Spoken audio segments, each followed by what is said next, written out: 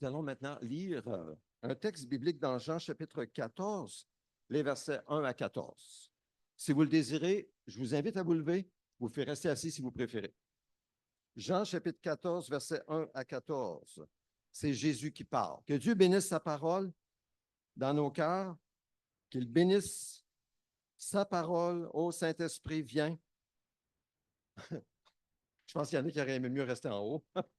Saint-Esprit, viens. Viens maintenant, parle à nos cœurs, continue ton œuvre dans nos cœurs, dans nos vies, et que nous apprenions à mettre en pratique ta parole, à écouter attentivement ce que tu nous dis, à l'assimiler, à le pratiquer. Nous prions au nom de Jésus pour chacun de nous. Amen. Jésus dit, que votre cœur ne se trouble pas. Croyez en Dieu. Croyez aussi en moi. Il y a beaucoup de demeures dans la maison de mon Père. Si ce n'était pas le cas, je vous l'aurais dit. Je vais vous préparer une place. Et puisque je vais vous préparer une place, je reviendrai et je vous prendrai avec moi, afin que là où je suis, vous y soyez aussi. Vous savez où je vais et vous en savez le chemin. Thomas lui dit, Seigneur, nous ne savons pas où tu vas. Comment pouvons-nous en savoir le chemin? Jésus lui dit, c'est moi qui suis le chemin, la vérité et la vie. On ne vient au Père qu'en passant par moi. Si vous me connaissiez, vous connaîtriez aussi mon Père. Et dès maintenant, vous le connaissez et vous l'avez vu. Philippe lui dit, Seigneur, montre-nous le Père et cela nous suffit. Jésus lui dit, il y a si longtemps que je suis avec vous et tu ne me connais pas, Philippe. Celui qui m'a vu a vu le Père. Comment peux-tu dire, montre-nous le Père?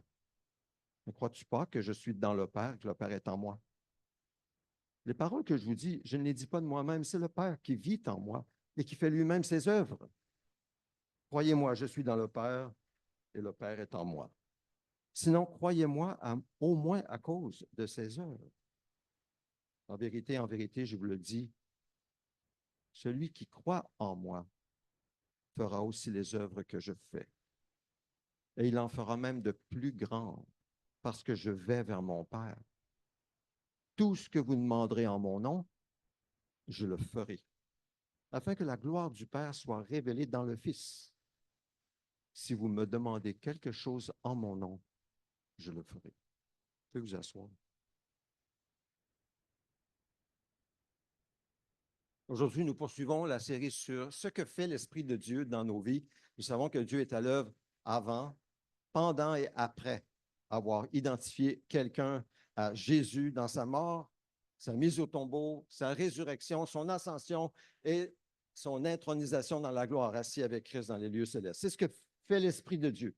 Alors, on poursuit aujourd'hui dans cette même veine. La semaine dernière, j'étais au garage pour notre véhicule et puis je suis rentré dans une salle d'attente où il y avait seulement 2 personnes. Et puis, je me suis assis, puis il était en pleine conversation. Un homme, une femme un peu plus âgée que moi. Il était en pleine conversation. Puis, tout bonnement, je me suis comme joint à la conversation. J'ai commencé à parler avec eux, puis à joindre la conversation dans la salle d'attente. Et puis, à un moment donné, l'homme me regarde et me dit, vous faites quoi dans la vie?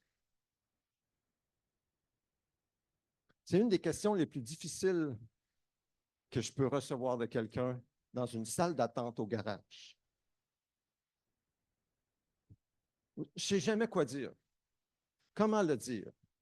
Vous savez, dans la société d'aujourd'hui, si vous dites, moi, je suis pasteur, vous allez avoir toutes sortes de réactions. Toutes sortes de réactions. Quasiment des fois, comme Jésus, vous savez, lorsque Jésus il allait se faire arrêter par les gardes, et puis ils sont venus, puis Jésus leur a dit, qui cherchez-vous? Et là, ils ont dit, Jésus de Nazareth. Puis il a dit, c'est moi. Vous vous souvenez dans l'Évangile de Jean? Ils reculèrent et tombèrent par terre. Des fois, j'ai l'impression que c'est un peu l'impression que je fais lorsque je dis. Alors, j'ai répondu cette fois-ci, je pense que le Saint-Seigneur m'a aidé. Moi, je travaille dans la spiritualité. Ça passe mieux. Alors, il me dit, ah oui, la spiritualité, c'est en chute libre présentement. J'ai dit, ben non, je pense que c'est plutôt la religion. Les églises se vident, se vendent. Il dit, ah oui, c'est vrai. Il y a comme une quête dans la spiritualité. Il y avait la dame qui nous écoutait jusque-là, Et là, elle entre dans la conversation. Elle dit, moi, ma fille, elle me parle toujours de Jésus. Wow, la porte qui s'ouvre! C'est pas moi qui l'ai ouverte, la dame qui ouvre la porte. Puis elle raconte comment sa fille lui parle de Jésus, comment elle est sauvée, puis elle s'inquiète pour sa mère parce qu'elle dit, toi, tu n'es pas sauvé. Elle raconte ça. Alors évidemment, je commence à partager ce que je connais de Jésus, ce que je connais de la Bible. Et là, elle pose des questions, elle pose des questions, elle pose des questions. L'homme, il écoute. Je suis en train d'expliquer l'Évangile en répondant aux questions de la dame. Et sa fille, c'est une chrétienne, née de nouveau, c'est évident. L'Esprit Saint habite en nous. Il habite en tous les cœurs qui sont nés de nouveau, qui appartiennent à Jésus, qui croient vraiment en lui comme Seigneur et Sauveur. Et l'Esprit Saint est à l'œuvre.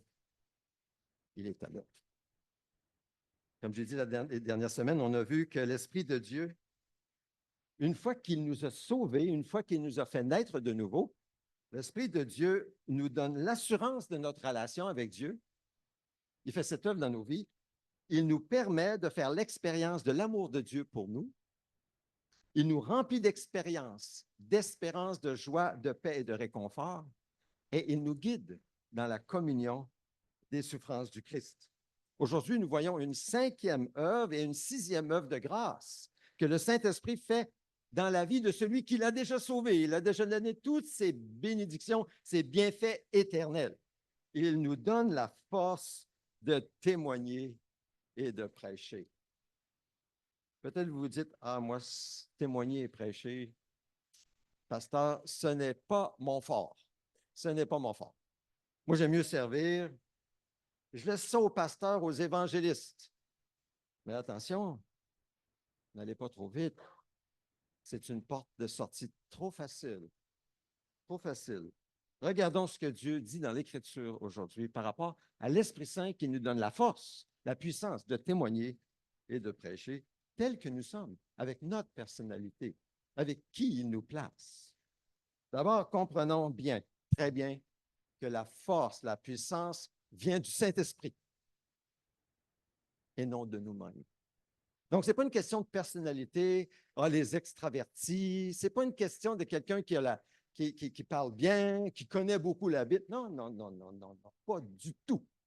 C'est la première chose qu'il faut bien comprendre. La force vient du Saint-Esprit qui habite nos cœurs, n'est-ce pas? N'avez-vous pas le Saint-Esprit en vous? Si vous avez le Saint-Esprit en vous, il est là pour vous communiquer la puissance quand c'est le temps. C'est là la puissance du Saint-Esprit utile dans le témoignage. Jésus dit à ses disciples, juste avant la descente du Saint-Esprit qui viendrait habiter dans leur cœur, il dit, vous recevrez une puissance lorsque le Saint-Esprit viendra sur vous et vous serez quoi? Mes témoins. Mes témoins à Jérusalem, dans toute la Judée, dans la Samarie et jusqu'aux extrémités de la terre. Mes témoins, ça veut dire pas, vous n'allez pas parler de vous-même, vous allez parler de moi. Mes témoins. Vous avez vu quelque chose et c'est ce que vous allez dire. Vous avez entendu quelque chose, vous avez expérimenté quelque chose. C'est ça que je veux que vous dites en comptant sur le Saint-Esprit. C'est ça la tâche que nous avons en tant que témoins. Donc, la question se pose, avez-vous reçu l'Esprit de Dieu? Est-ce que l'Esprit de Dieu habite en vous? Basé sur la parole de Jésus, l'Esprit Saint est venu sur vous, il est entré en vous si vous avez cru en Jésus comme Seigneur et Sauveur. Si vous lui avez donné votre vie, si vous ne vous appartenez plus, comme on a chanté tout à l'heure, je te donne tout, je ne m'appartiens plus. J'appartiens à toi, Jésus. C'est réglé au niveau du cœur, au niveau de l'âme. Vous êtes né de nouveau. C'est l'Esprit qui habite en vous. Vous appartenez à Dieu. Alors l'Esprit habite en vous. C'est clair, c'est basé sur la parole. Ce n'est pas basé sur vos émotions ou vos sentiments ou vos impressions. C'est basé sur ce que Jésus a dit, sur ce que Dieu dit dans sa parole. Paul dit aux Corinthiens, ne le savez-vous pas, votre corps est le temple du Saint-Esprit qui est en vous et que vous avez reçu de Dieu. C'est comme si Paul, il faut qu'il rappelle aux Corinthiens, ne le savez-vous pas?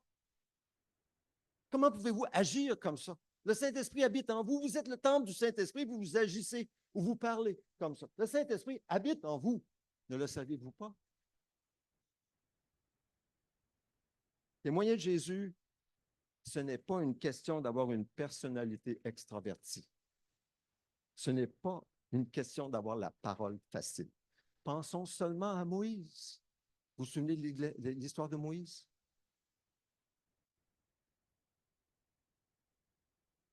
Moïse, en général, si vous avez vu les films ou avez lu la Bible, hey, c'est tout un homme de Dieu. Sauf que il nous ressemble ou on lui ressemble beaucoup, je trouve. Dieu rencontre Moïse quand il ne s'en attend pas dans un buisson enflammé qui ne se consume pas. Et il appelle Moïse à faire sortir son peuple d'Égypte. Que répond Moïse? Moïse dit à Dieu, qui suis-je, moi, pour aller trouver le Pharaon et faire sortir les Israélites d'Égypte? Qu'est-ce que Dieu lui dit en réponse? Je serai avec toi. Je serai avec toi. Ne ressemblons-nous pas à Moïse? Hein? Lorsque Dieu nous met à cœur une de ses pensées, on l'a à cœur ou peut-être qu'il nous parle dans sa douce voix. On sait que ça vient de lui. Qu'est-ce qu'on dit souvent? Même si c'est pour le bien éternel des autres, comme témoigner, par exemple, ou aider quelqu'un à connaître Dieu pour la gloire de Dieu, qu'est-ce qu'on dit? Ben, qui suis-je, moi? Envoie le pasteur. Envoie le leader. Non, qu'est-ce qu'on est? Souvent, on est comme Moïse. Mais justement, Dieu dit, je serai avec toi. Pourquoi? Parce que ça ne dépend pas de nous. S'il t'envoie, ne fais pas d'erreur. S'il t'appelle à faire quoi que ce soit, c'est pour toi. C'est un cadeau qu'il t'offre. C'est à toi qu'il demande. Demande pas à l'autre. Mais comme Moïse, nous, souvent aussi, on continue à résister au Saint-Esprit qui continue à insister, qui nous le montre, qui confirme, qui clarifie sa volonté pour nous. Et Moïse dit, ah Seigneur, je ne suis pas un homme doué pour parler et cela ne date ni d'hier, ni d'avant-hier, ni même du moment où tu as parlé à ton serviteur. En effet, j'ai la bouche et la langue embarrassées. Remarquez la fausse excuse. C'est comme s'il dit, tu vois Seigneur, tu ne m'as pas donné ce qu'il faut. Puis là, tu m'appelles à aller faire sortir ton peuple d'Égypte, puis tu ne m'as pas donné ce qu'il faut. C'est ta faute, Seigneur. Il ne dit pas comme ça, là. Si je parlais bien, cela me ferait plaisir d'y aller. Mais là, oublie ça, Seigneur. L'Éternel lui dit, qui a donné une bouche à l'homme? Qui rend muet ou sourd? Capable de voir ou aveugle? N'est-ce pas moi, l'Éternel? Maintenant, vas-y, je serai moi-même avec ta bouche et je t'enseignerai ce que tu devras dire. Exode 4. Cela devrait suffire, n'est-ce pas? D'avoir une telle confirmation de Dieu. Je serai avec toi, je vais parler avec ta bouche. Mais non. La preuve que c'était une fausse excuse que Moïse avait dit à Dieu, c'est qu'il n'obéit pas. Moïse dit, ah Seigneur, envoie quelqu'un d'autre que moi. Alors la colère de l'Éternel s'enflamma contre Moïse. Oh. Combien de fois ai-je dit, avons-nous dit, après avoir manqué une occasion de témoigner, oh Seigneur, maintenant envoie quelqu'un d'autre que moi. J'ai manqué mon occasion. C'est très commun, vous savez, très commun. Quand on a une occasion de témoigner, c'est comme un train qui passe. Il ne passe pas trop vite, mais il passe. Si on ne saute pas sur le train, il prend de la vitesse, mais on ne saute jamais sur le train. Il faut prendre les occasions quand ça vient, avec la puissance du Saint-Esprit, être alerte, être prêt. Alors, que devons-nous comprendre de tout cela? Nous sommes appelés à témoigner de Jésus et non de nous-mêmes. Nous sommes appelés à témoigner de Jésus par la force du Saint-Esprit qui nous habite et non en comptant sur nos forces, notre sagesse, notre connaissance, notre intelligence, le fait que ça a super bien été la dernière fois. Pas sur nous, sur le Saint-Esprit. Il s'agit d'abord et avant tout de Jésus. Comprenez-moi bien. Jésus est en train déjà de faire son œuvre dans le cœur de cette dame au garage dans la salle d'attente. C'est évident. Et peut-être de cet homme aussi, je ne connais pas les cœurs. Lui, il posait des questions. À la fin de notre conversation, il regarde la dame et dit, c'est curieux, on n'a jamais ce genre, on n'entend jamais ce genre de discours. Et l'homme, j'ai parlé un peu avec lui, il est au courant des nouvelles. Il est au courant des nouvelles. Alors, il écoute la télévision, les nouvelles à la télévision, peu importe comment il les prend, mais il est au courant de ce qui se passe dans la société. Et il dit à la dame, c'est curieux comme on n'entend jamais ce discours. En tout cas, là, je vais partir sur une autre. Après ça, je lui ai dit, pourquoi, d'après moi, on ne parle jamais de ça dans la société? Mais ça, c'est pour une autre prédication. Ce que je veux dire aujourd'hui, c'est que l'Esprit Saint nous donne la force de témoigner et de prêcher, c'est-à-dire d'enseigner, de convaincre, de chercher à convaincre. Souvent, je ne sais pas quoi dire. Je ne sais pas si vous êtes comme moi, mais je pense que oui. Je ne sais pas quoi dire. Le plus souvent, j'ai comme la langue embarrassée, comme Moïse. Oh oui, je vous le dis, là, je ne mens pas, c'est enregistré. Je ne mentirai pas quand c'est enregistré. Je ne sais pas quoi dire. Le plus souvent, je sais dire ce que je veux dire, là, je le sais 2 ou 3 heures plus tard. Là, je le sais ce que j'aurais dû dire. Ah oui, ça, c'est le plus souvent. Ça vous est déjà arrivé, vous, dans une situation avec quelqu'un où Dieu, le Saint-Esprit, guide la discussion sur les vraies choses, les choses éternelles, les choses qui comptent. L'occasion se présente de témoigner. Qu'allez-vous dire? Puis vous ne savez pas comment parler. Si vous ouvrez la bouche pour parler, vous direz ce qui va venir. Si vous comptez sur le Seigneur va vous donner ce qu'il faut dire. Et vous allez dire ce qu'il doit dire, ce que vous devez dire. Parce que vous agissez par la foi. Et Dieu honore la foi. Vous allez dire simplement ce qui vient. Vous comptez sur Dieu. Et Dieu va utiliser ça dans la vie d'une personne. Et souvent, j'entends des gens, puis moi-même, je me le suis souvent dit, après avoir eu une occasion comme ça de témoigner, oh mais j'aurais dû dire ça. Ah, mais pourquoi je n'ai pas pensé à ça? Si vous avez ce genre de réflexion, encore c'est très commun, vous n'avez pas à vous inquiéter. Si vous n'y avez pas pensé, et vous avez compté sur le Saint-Esprit qui habite en vous, c'est qu'il ne fallait pas le dire. Un autre le dira plus tard. C'est Dieu qui sauve la personne. Il vous a utilisé comme témoin pour dire juste ce que vous deviez dire en comptant sur la force de Dieu. Il utilisera un autre témoin qui lui aussi dira autre chose qu'il va ajouter. C'est Dieu qui sauve. Soyons prêts comme témoins, alertes et disposés à témoigner en comptant sur la force du Saint-Esprit. Paul a dit, j'ai cru, c'est pourquoi j'ai parlé. Nous aussi, nous croyons et c'est pour cela que nous parlons. Alors, il y a une deuxième question qui se pose. Avons-nous cru et avons-nous reçu quelque chose de Jésus? Vous savez, si nous n'avons rien reçu de Jésus, je parle dans notre expérience spirituelle, notre expérience de vie chrétienne, si nous n'avons rien reçu, par exemple l'assurance du salut, nous n'avons rien à dire vraiment. Qu'allez-vous témoigner? Vous allez témoigner de ce que vous avez reçu. On ne peut pas donner ce qu'on n'a pas reçu. Qu'avez-vous reçu de Dieu? Partagez ça. Tel que c'est. Partagez ce que vous avez reçu de Dieu. Nous avons la responsabilité devant Dieu de partager, de donner au suivant, d'être généreux avec ce que Dieu nous a donné.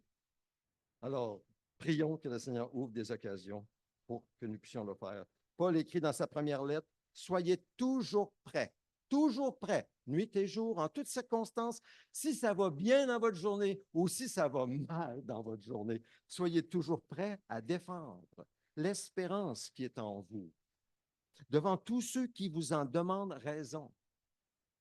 Mais faites-le avec douceur et respect, en gardant une bonne conscience, pas de mensonge, pas de manipulation.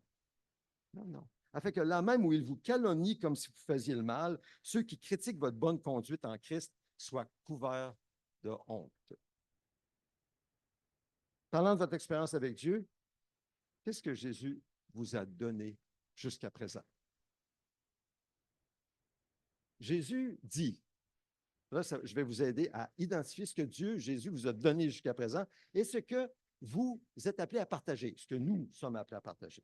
Dans Luc 4, nous lisons que l'Esprit du Seigneur est sur moi. C'est Jésus qui parle. Il cite Ésaïe 61. Il l'applique à lui-même. L'Esprit du Seigneur est sur moi et nous, il est en nous, n'est-ce pas? parce qu'il m'a consacré par onction pour annoncer la bonne nouvelle aux pauvres. Donc, ça commence là. Avez-vous reçu cette bonne nouvelle? Avez-vous été, à un moment donné, pauvre, suffisamment pauvre, c'est-à-dire humble, pour accepter comme un enfant la bonne nouvelle du salut en Jésus? Si vous dites oui, alors vous avez ça à partager. Vous l'avez reçu. Ensuite, il dit, il m'a envoyé pour guérir ceux qui ont le cœur brisé. Oh, là, on rentre plus dans l'expérience des émotions. Avez-vous été guéri par Jésus des douleurs émotionnelles que vous avez reçues durant votre enfance ou jeunesse, quand vous avez été abusé? Avez-vous été guéri par Jésus? Si oui, ben vous avez ça à dire aussi. Parce que Jésus vous a touché pour vous guérir, pour vous libérer. Parlez de ça. C'est ça, être témoin de Jésus, de ce que Jésus a fait dans votre vie, c'est dans votre expérience. Il dit, pour proclamer aux prisonniers la délivrance. Est-ce que vous avez un jour dit, moi, je suis prisonnier de ce péché, je ne suis pas capable de m'en délivrer. Seigneur, viens à mon aide. Et puis, par le concours des circonstances, il vous a fait vivre des choses et amener au point où vous avez été délivré. Si vous dites oui à ça, même si ce n'est pas complètement délivré, même si vous êtes en processus de délivrance, mais il y a eu quelque chose, bien, vous avez ça à dire. Vous avez reçu. Vous témoignez de ce que vous avez reçu. On ne peut pas donner ce qu'on n'a pas reçu. Si vous essayez de donner ce que vous n'avez pas reçu dans l'expérience, que c'est seulement de la théorie, bien, ça va être reçu seulement au niveau de la théorie. Ça ne change pas le cœur d'une personne. C'est le Saint-Esprit qui sauve et qui touche les cœurs. Et il dit, il m'a envoyé pour proclamer aux aveugles le recouvrement de la vue. À un moment donné, vous ne compreniez rien de la Bible. C'était des anciennes histoires. Ça vous endormait. Là, maintenant, c'est un livre vivant qui vous parle à chaque jour. Ah oui? Bien, vous avez ça à dire. Vous avez reçu le recouvrement de la vue spirituelle, plus important que la vue physique. Et pour renvoyer libre les opprimés. Alors, vous comprenez ce que Jésus a fait. Il est venu pour ça. S'il l'a fait dans votre vie, dans votre expérience, vous êtes témoin de ça. Et Dieu vous appelle à témoigner. Par la puissance de l'Esprit, c'est d'abord agir en conséquence de ce qu'on a reçu de Jésus et de dire simplement ce que Jésus a fait quand l'occasion se présente. Par la puissance, en comptant sur le Saint-Esprit, tout le temps.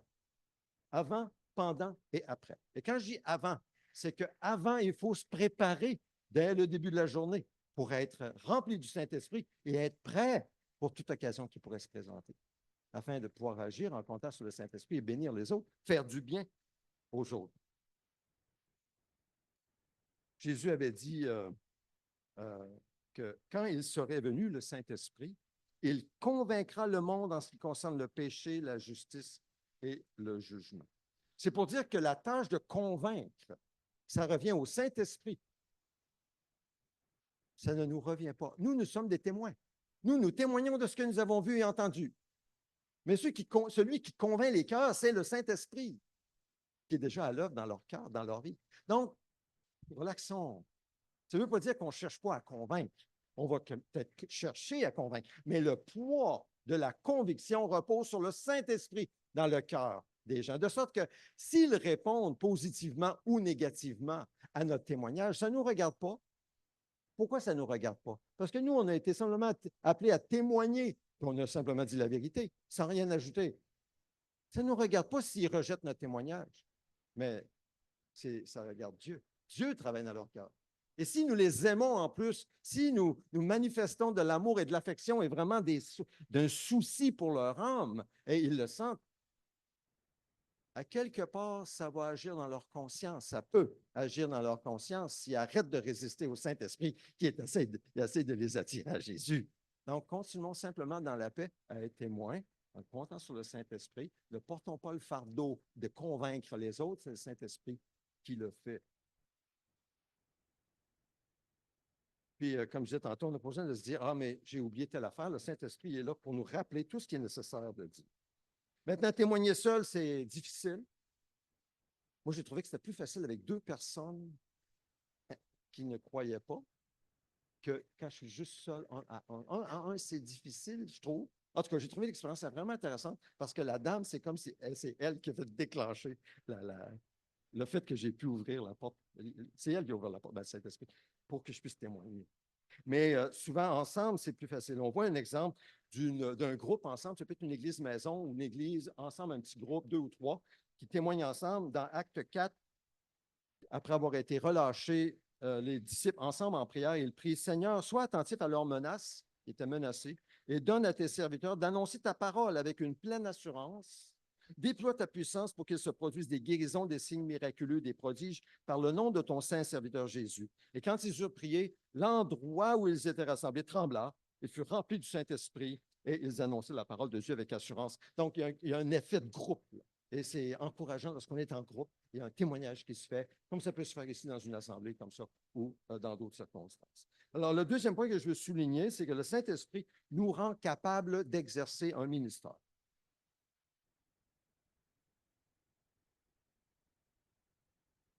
C'est quoi un ministère? Un ministère, pour être un ministère, c'est un service que nous rendons à Dieu pour le bien des autres, en demeurant en Jésus, et nous le faisons par la puissance de l'Esprit Saint. Alors, à ce moment-là, c'est un service sacré, c'est un ministère. Alors, l'Esprit Saint nous rend capables d'exercer un ministère. Et encore là, c'est un domaine où l'excuse est facile. Et il y a une seule porte d'entrée, comme j'ai dit, demeurer en Jésus pour vraiment opérer un ministère qui glorifie Dieu. Mais il y a beaucoup de portes de sortie. Oh oui, on n'a pas le temps. On n'a pas ceci, on n'a pas cela, on n'est pas doué, on ne sait pas quoi faire. Toutes sortes. Et quoi encore? Vous en avez peut-être d'autres bonnes raisons, des excuses pour ne pas exercer un ministère. Puis aussi, on a appris le chemin facile de la consommation. On est dans une société, et je le suis avec vous, de consommateurs. Nous consommons et puis nous payons. Nous consommons et nous payons. Alors ça nous affecte. Ça nous affecte dans le ministère parce que l'habitude du consommateur, c'est celui qui vient à l'Assemblée pour recevoir, mais il oublie que Jésus a dit par la bouche de Paul, il y a plus de bonheur à donner qu'à recevoir. Il oublie ça. Et on ne sait pas ce qu'on pourrait donner. On n'en a même pas la moindre idée dans cette bulle de consommateur. Simplement parce qu'on ne l'a pas reçu dans la prière avant de venir à l'Assemblée. Si je posais la question, avant de venir à l'Église le dimanche, prenez-vous du temps avec le Seigneur en posant. Puis je ne veux pas mettre de culpabilité sur personne, comprenez-moi bien. Mais prenez-vous du temps en disant, Seigneur, que veux-tu que j'apporte à l'Assemblée aujourd'hui? Qui vas-tu mettre sur ma route qui est découragé et tu veux que je l'encourage? As-tu une parole pour quelqu'un, Seigneur? Parle-moi. Là, vous méditez la parole puis vous écoutez le Seigneur. On n'a pas cette habitude, on ne fait pas ça. On vient à l'Assemblée, comment? Recevoir un bon message. Ça va être nourri, ça va être bon. Une bonne louange. Hein? Mais le Seigneur a quelque chose de beaucoup plus que ça. Exercer un ministère. Le Saint-Esprit vous appelle. Nous sommes membres du corps de Christ. Chacun pour sa part. Nous avons tous une fonction dans le corps. Il vous appelle par la puissance de son esprit à exercer un ministère. Et ce ne sera pas toujours le même ministère. Parce que si vous dites, Seigneur, que veux-tu que j'apporte aujourd'hui? Vous ne savez pas à qui nécessairement. Peut-être qu'il va vous mettre quelqu'un à cœur. Peut-être que vous allez prier. Là, vous allez penser à Guido. Ça peut arriver. Alors, pas tout le monde en même temps. Guido, ce ne sera pas tout le monde en même temps. Mais là, vous allez voir Guido après. Puis Guido, comment ça va? Vous pas besoin de lui dire, Guido, j'ai prié ce matin. J'ai eu un super bon temps. J'ai pensé à toi. Non, commencez pas comme ça. Il va dire, ah ouais, oui, vous avez pensé à moi. Qu'est-ce qu'il a dit, Seigneur? Non, non, non, non, pas comme ça. Parlez de tout bonnement, puis si ça vient de Dieu, le Seigneur va confirmer dans la conversation que ça vient de Dieu. Il va vous avoir donné ce que vous devez donner à Guido. Exercer un ministère, ça vient du Saint-Esprit. Le Saint-Esprit accorde ça. D'où l'importance de prendre du temps avec Dieu. Si nous voulons vraiment entrer dans l'œuvre de Dieu et être utilisés par le Saint-Esprit, nous devons prendre du temps avec Dieu. Chaque matin. Et si le matin vous êtes trop endormi, ben faites-le quand c'est le meilleur temps de la journée. Mais vous avez besoin de recharger vos batteries pour être rempli du Saint-Esprit et être alerte et pouvoir servir Dieu. Là où Dieu vous place. Parce qu'il ne peut pas vous utiliser là où il ne vous place pas. Là où il vous place, c'est là où il veut vous utiliser, nous utiliser. Jésus est l'exemple Et je vais terminer dans quelques instants. Jésus est l'exemple. Dans Acte 10, nous lisons, vous savez comment Dieu a déversé une onction de Saint-Esprit et de puissance sur Jésus de Nazareth, qui allait de lieu en lieu en faisant le bien, en guérissant tous ceux qui étaient sous la domination du diable, parce que Dieu était avec lui. Alors Jésus faisait le bien. Pourquoi? Parce que Dieu était avec lui. Dieu lui donnait l'onction du Saint-Esprit. Mais ce Saint-Esprit est en nous. Dieu est avec nous aussi. Alors, si je veux être un bon témoin de Jésus là où je me retrouve, j'ai désespérément besoin du Saint-Esprit et de sa puissance. Amen. Et si je veux être un bon serviteur de Jésus là où je me retrouve, j'ai autant besoin du Saint-Esprit et de sa puissance. Nous dépendons désespérément du Saint-Esprit pour témoigner et pour exercer un ministère. Pourquoi en est-il ainsi? Bien, en partie, je pense que c'est parce que témoigner de Jésus et servir Jésus n'est pas une affaire purement humaine. C'est une affaire divine, c'est un ministère, c'est Dieu qui agit. Il le dit, Jésus bâtit son Église en utilisant notre témoignage. La révélation que nous avons reçue de Dieu, qu'il est le Fils du Dieu vivant. Il nous utilise, mais pour bâtir son Église. C'est lui qui bâtit son Église, mais il va nous utiliser. Enfin, Jésus a dit, celui qui demeure en moi et en qui je demeure porte beaucoup de fruits, car sans moi, vous ne pouvez rien faire. Donc, ce n'est pas une affaire juste humaine, exercer un ministère dans l'Église. Ce n'est pas simplement servir puis aider les autres. Non, c'est beaucoup plus que ça. C'est de dépendre de Jésus parce que sans lui, nous ne pouvons rien faire. Rien faire. D'où l'importance de prendre du temps avec lui. En conclusion, l'Esprit de Dieu est à l'œuvre. Oh oui, il est à l'œuvre dans nos vies et dans les vies. Il est à l'œuvre avant de sauver quelqu'un. Les gens que vous rencontrez dans une salle d'attente au garage. Pendant qu'ils sauvent quelqu'un, puis je prie que c'est le cas de cette dame, et après avoir sauvé quelqu'un. Ne résistons pas au Saint-Esprit. Ne résistons pas au Saint-Esprit, mais accueillons par la foi tout ce qu'il nous donne. Accueillez ce que vous recevez maintenant. Tout à l'heure, à la fin, j'aimerais terminer un peu plus tôt aujourd'hui. Et puis, ceux qui veulent prendre un café en bas, une collation, c'est là. Mais si vous voulez rester en haut, juste pour prendre plus de temps seul à seul avec Dieu, ou peut-être prier avec quelqu'un, pour saisir ce que Dieu veut dans une situation particulière, j'aimerais ouvrir cette porte. Non seulement aujourd'hui, mais durant les prochaines semaines aussi. Donc, je me dépêche pour terminer. La conclusion, ne résistons pas au Saint-Esprit. N'attristons pas l'Esprit. N'attristons pas en désobéissant à ce qu'il nous demande, jusqu'à provoquer sa colère comme Moïse. Mais si vous avez provoqué sa colère comme Moïse, sachez que Dieu est un Dieu gracieux, parce qu'il a tout de même utilisé Moïse par la suite, en utilisant Aaron. Ça, c'est un autre message. N'attristons pas l'Esprit, et encore moins l'éteindre, parce que si nous éteignons l'Esprit en résistant, en désobéissant, nous allons éteindre l'Esprit. Et s'il ne nous dit plus rien, que pouvez-vous faire? Que pouvons-nous faire? On ne peut rien faire. Donc, prenons quelques instants de silence dans nos cœurs pour parler à Jésus. Après, nous allons partager le repas de communion et puis on va prier ensemble.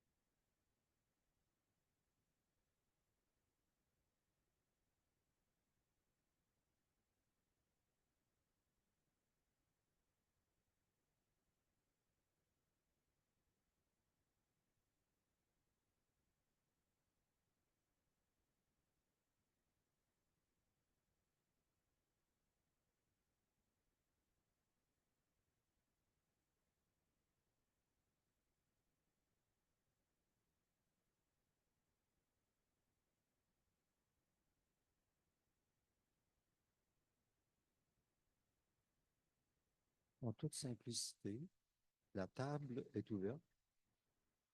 Quand vous êtes prêts dans votre prière à venir rencontrer Jésus par les éléments, le pain et le jus, venez prendre les éléments, revenez à votre place et attendez, on va le faire ensemble à la fin.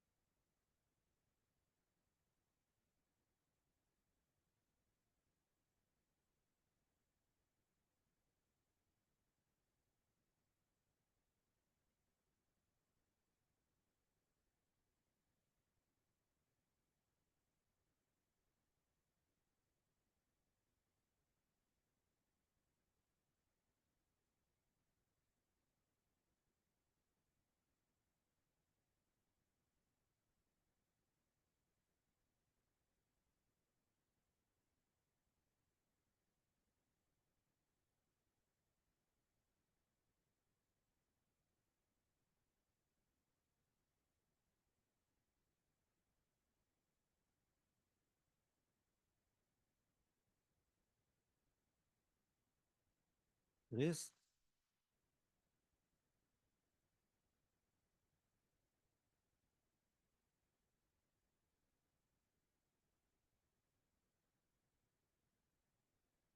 Christ, notre Pâque a été immolé. L'agneau a été offert en sacrifice, une fois pour toutes sur la croix du Calvaire. Christ, notre Pâque, a été immolé. Célébrons donc la fête avec les pains sans levain et la pureté, de la pureté et de la vérité. Cette semaine, en pensant à la crucifixion de Jésus, j'ai fait la réflexion suivante, c'est sur la prochaine diapo. Si Jésus est vraiment mort à ma place, cela signifie que je méritais l'enfer, la colère de Dieu sur ma rébellion.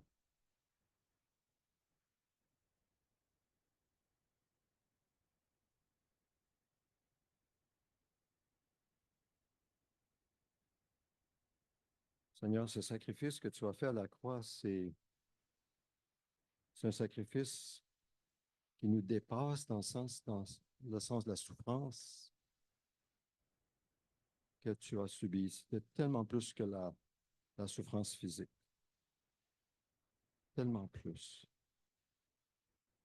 Et c'était pour nous, pour moi, pour tous ceux qui croient en toi. Seigneur, tu veux que le monde entier vienne à toi et croie. Tu appelles. Et Seigneur, nous avons répondu à cet appel. Et en prenant ce pain, en buvant cette coupe, en esprit et en vérité, nous communions avec ta mort à la croix pour que nos péchés soient effacés, expiés, pour que tu nous déclares justes, mais aussi pour que tu détruises le péché dans notre vie, cette attitude de rébellion, cette attitude te désobéis volontairement. C'est pour ça que tu es venu. Tu veux nous libérer et tu nous libères par la foi en Jésus-Christ. La nuit avant d'être livré, Jésus a pris du pain, il l'a rompu, le donna à ses disciples en disant, prenez, mangez, ceci est mon corps qui est livré pour vous. Faites ceci en souvenir de moi. Prenons-en tous.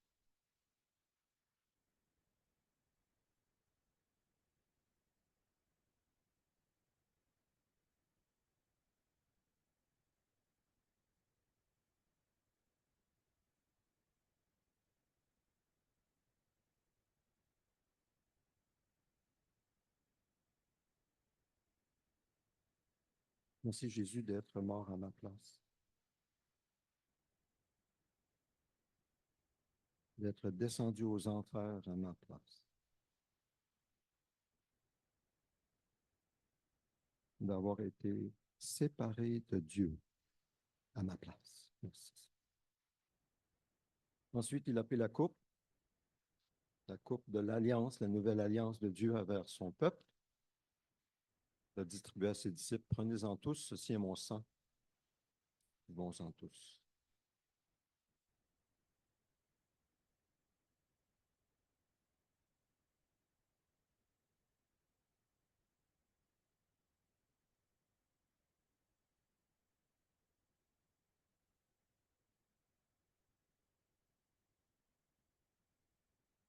Seigneur, merci pour tes grâces et ta grâce dans nos vies, ton esprit qui nous habite et la puissance qui vient avec ton esprit.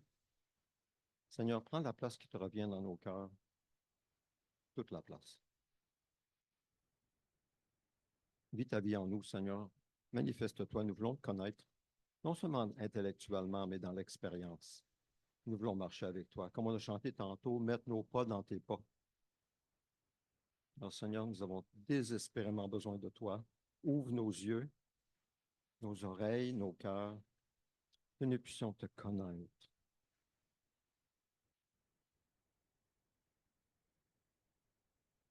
Seigneur, tu connais les besoins, tu connais chacun de nos besoins. Nous voulons voir ta gloire parmi nous. Viens, viens, viens, Seigneur. Toucher ceux qui ont besoin d'être touchés. Guérir ceux qui ont besoin d'être guéris. Fortifier ceux qui sont faibles. Encourager les découragés. Éclairer ceux qui sont dans la confusion. Ceux qui ont besoin de prendre une décision importante. Oh Dieu, guide-les dans la bonne décision à prendre pour toi, pour ta gloire et pour le bien, leur bien et le bien des autres. Connais les besoins, Seigneur. Prions pour ceux qui, comme Margarita, va subir une opération dans quelques semaines, le 25, en fait, c'est la semaine prochaine. Tends ta main sur Margarita et que cette opération soit pour ta gloire. Donne-lui ta force, comme lui ta force, ta grâce. Et que nous puissions l'entourer par nos prières et par nos bras, par nos gestes.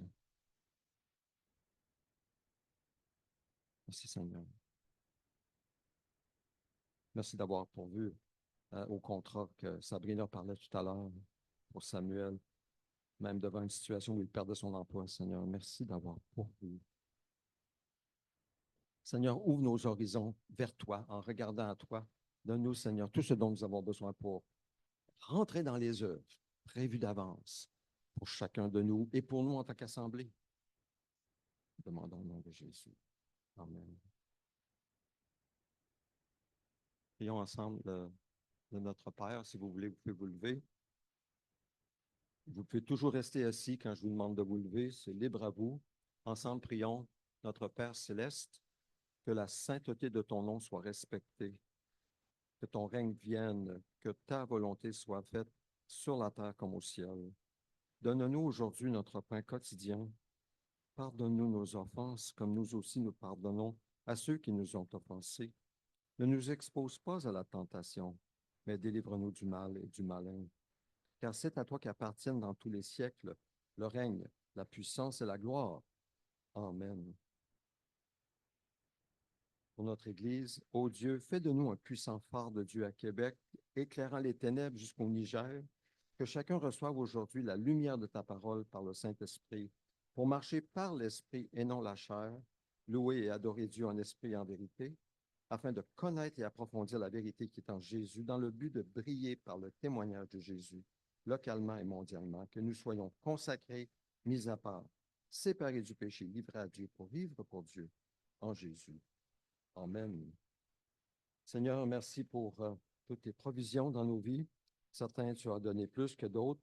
Nous prions, Seigneur, qu'il ne manque aucun bien, aucune nourriture, aucun bien essentiel pour toute personne présente ici aujourd'hui, pour chacun de nous.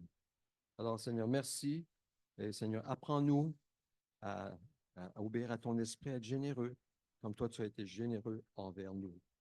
Au nom de Jésus, amen. Quelques annonces en terminant, et puis vous êtes libres. Vous pouvez vous asseoir. Alors, d'abord, une formation. Il y a deux formations, celle pour les nouveaux, les tout nouveaux, ceux qui veulent apprendre à connaître Jésus, tel que Jésus se révèle lui-même dans la parole. On a appelé ça « Laissez Jésus parler ». On veut laisser Jésus parler les mardis soirs de 19 à 20 heures. C'est libre, c'est bienvenu pour tous, c'est libre à tous de venir. Ça va être sur Zoom et en présence. L'endroit sera annoncé bientôt. La date prévue, 1er octobre. Pour ceux qui connaissent le Seigneur, le renouveau, rencontre sur Zoom les dimanches, 9h30, 10h30. Chaque 2 semaines, il y a 2 classes, demeurer en Christ et partager notre foi. Nous demandons un minimum d'inscription requise, 5 personnes pour faire cette formation qui est excellente. Vraiment très bon. Je vous rappelle, mardi midi en prière, en midi jusqu'à 1h, en présence et sur Zoom. Le mercredi soir, c'est sur Zoom seulement. Si je n'ai pas votre adresse courriel, s'il vous plaît, me la remettre, puis je pourrai vous tenir au courant. L'étude biblique, le jeudi soir, l'épître de Paul aux Romains. Vendredi soir, c'est l'Église Maison du Centre chez Georges. Georges nous accueille. C'est à 19h. Vous êtes les bienvenus. Bienvenue à tous. C'est vendredi soir. Et donc, je vous annonce à l'avance, dans 2 semaines, dimanche 6 octobre, nous allons vivre un sommet de prière durant le culte. Alors, ça va être différent de ce que vous avez vécu aujourd'hui. Plus de prières en petits groupes aussi. C'est le 6 octobre à 14h. Un sommet de prière et d'action de grâce. Et un peu plus loin, 19 octobre pour les couples, à l'Église Mosaïque, une église partenaire ici à Québec, de 9 à 17 heures. Excellent conférencier, Daniel Descaries. J'ai entendu beaucoup parler de lui. C'est une sommité au Québec. Pour les couples, vraiment, je vous encourage à mettre ce jour-là à part, de prier le Seigneur pour qu'il vous permette d'y être. Et puis, un peu plus loin, 1er novembre, ça a l'air loin, mais ça s'en vient vite, vendredi soir, une soirée de louange et de prière ensemble entre églises. Alors, l'église, en fait, je vais vous donner le menu. Qu'est-ce qu'il y a durant cette soirée-là? En fait, c'est une occasion de louer et prier d'une seule voix ici à Québec, comme une église de la grande région de Québec. Il y aura un temps de louange avec une équipe de l'Église Mosaïque et Carrefour Chrétien de la capitale. Il y aura de la garderie offerte pour les 0-5 ans. Les ados et les jeunes adultes, il va y avoir un temps de prédication spécifique après le temps de louange, une brève exhortation pour nous les adultes et ensuite des prières en petits groupes pour nous, pour Québec et une occasion de fraterniser ensemble. Donc, voilà ce qui vient devant nous dans les prochaines semaines. Je vous invite à vous lever pour recevoir la bénédiction. Recevons la bénédiction. Si vous voulez, vous pouvez ouvrir vos mains si vous le désirez ou simplement ouvrir vos cœurs. C'est ce qui est le plus important. Que l'Éternel te bénisse et te garde. Que l'Éternel fasse briller son visage sur toi et t'accorde sa grâce. Que l'Éternel se tourne vers toi et te donne la paix. Le café au sous-sol et les prières d'écoute à l'étage. Alors, je vous invite, ceux qui veulent aller au café, allez-y maintenant. Et puis, ceux qui veulent rester en haut, vous pouvez rester. Je suis disponible pour la prière. Que le Seigneur vous bénisse. Bonne journée.